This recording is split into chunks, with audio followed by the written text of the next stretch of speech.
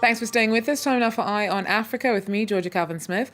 Tonight, lawyers for the Ugandan opposition leader who's been trapped at home surrounded by troops ever since he lost out his election bid last week file a court petition to try and bring his house arrest to an end. I speak to the Ugandan deputy ambassador to France about BOBi Wine's claims that the vote was rigged. And despite the challenges in a bid to boost tourism, Zanzibar, an island popular for marriages and honeymoons, starts a wedding festival to encourage visitors to take the plunge. But first, Ugandan opposition leader BOBi Wine remains under house arrest after losing out in his presidential bid last week, following elections that returned Yoweri Museveni for a sixth term in office. Wine's lawyers say that the detention is illegal and have filed a petition in the High Court challenging it. So we want a declaration from court that the private property of Honorable Kyagulanyi is not a prison, is not a gazetted detention place, and if there are any lawful charges against him, he should be detained in a place which is duly gazetted under the laws. Well, the US Embassy says that its ambassador to the country had been stopped from visiting Wine. Ambassador Brown says that she wanted to check that he was safe. The run-up to Museveni's election saw violent crackdowns on opposition gatherings. In November, 54 people were killed as security forces responded to a protest against the detention of Wine. He and his National Unity platform have rejected election results, saying that they have evidence of fraud. Earlier, I asked Uganda's deputy ambassador to France whether the violence directed towards the opposition in the run-up to the election gave BOBi Wine good grounds to say that he fears for his life. BOBi Wine, like any other citizen of Uganda, does not have any reason to be afraid for his life because there is nobody really going after him. We don't have any reason as a government, as a country, to go for our own citizens if there is nothing that they have done. What BOBi Wine has done is simply to participate in the elections like every other Ugandan. There were 11 candidates, and the country and the government has no reason to go particularly after him. So we do not understand what he means by saying that his life is in danger. He's saying that he's running out of food. His home is currently surrounded by hundreds of troops. There were enough grounds for concern for the US ambassador to feel that it was merited to go to try and visit him. Do you not see that within the overall context of unrest that led up to the vote, that there may be a reason for BOBi Wine to fear that there may be some kind of retaliatory action following his loss to Museveni? In actual sense, BOBi Wine seems to be simply afraid of himself and his own actions. First of all, it's not true that he's running out of food. It's not true that anybody has stopped him from accessing food.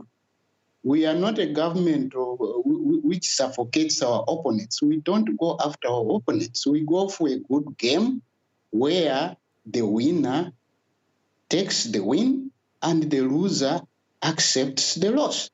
The problem which we have in Uganda and all over Africa actually is that there is nobody who wants to accept that he has lost an election genuinely.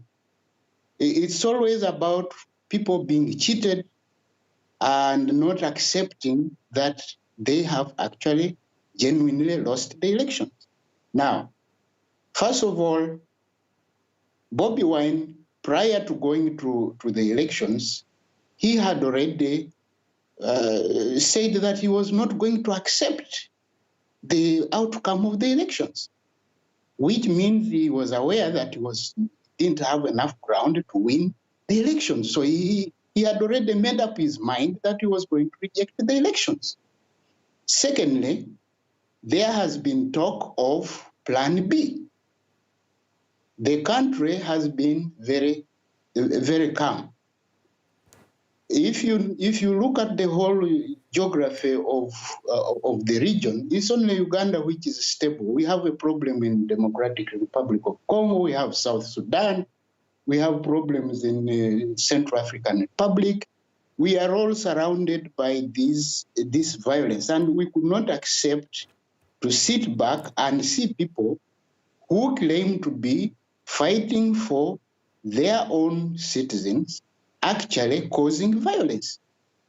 So all this talk that we have about pre-election violence was premeditated and started off by the opposition led by BOBi Wine. So, Ambassador, I just want to be clear. You're saying that the violence, for example, the 54 people who were killed during the crackdown on opposition protests in response to the arrest of BOBi Wine, that was premeditated and orchestrated by the opposition? Exactly, because when you find citizens, Ugandans are very, very calm people. They welcome everybody. They want to go about their own business. The NRM has brought them peace. They want to make sure that they carry out their developmental activities. They are not the type of people who can just attack security forces who are doing their work. What do you expect the security to do if they are being attacked, pelted with stones, being attacked with iron bars? Ambassador, even if there is a proportionate response to crowds attacking security forces, 54 people were killed in November. Security forces are armed, and if you're trying to compare the kinds of resources that are available to crowds protesting to security forces, there is not a proportion, it's not equivalent. I'm not trying to justify anything here. I'm not saying that the whole country has been mourning the loss of these innocent, these 54 people. We are not saying that people didn't die. We are not saying that it was good for them to die, but we are simply saying that when people are in a contest for elections, it does not necessitate violence. You don't first preach violence, and then you turn around and start claiming that it's the other side which is creating the turmoil. The Ugandan ambassador there to France speaking to me a little earlier on, claiming that some of the pre-election violence seen in the country was to be laid at the feet of the opposition. Well, in other news, the US says that it's placed visa restrictions on unnamed Tanzanian officials it accuses of undermining the country's elections last year. The October vote was marred by arrests and targeting of opposition leaders and internet disruptions. The US claims the exercise was neither free nor fair. John Magufuli won a second 5-year term, beating his rival Tundu Lissu, who returned to exile not long afterwards for fears of his safety. And COVID-19 has caused job losses and company shutdowns, even in countries which have escaped the worst of the pandemic. In a bid to boost tourism, despite the challenges, Zanzibar, an island popular for marriages and honeymoons, has started a wedding festival to encourage visitors to take the plunge. Shelley Sitburn has more. Here comes the bride. Well, not really. Since the COVID-19 crisis started, international couples from Europe and America have largely been blocked in their home countries, causing some distress in areas like Zanzibar, usually a popular destination for weddings. These actors are part of a festival showcasing what dream weddings can look like on the island, an initiative meant to bring back tourists as soon as possible. Corona, it's a worldwide problem, and we want to overcome it, and we come with a new idea. People are very sad, and there's a lot of tension.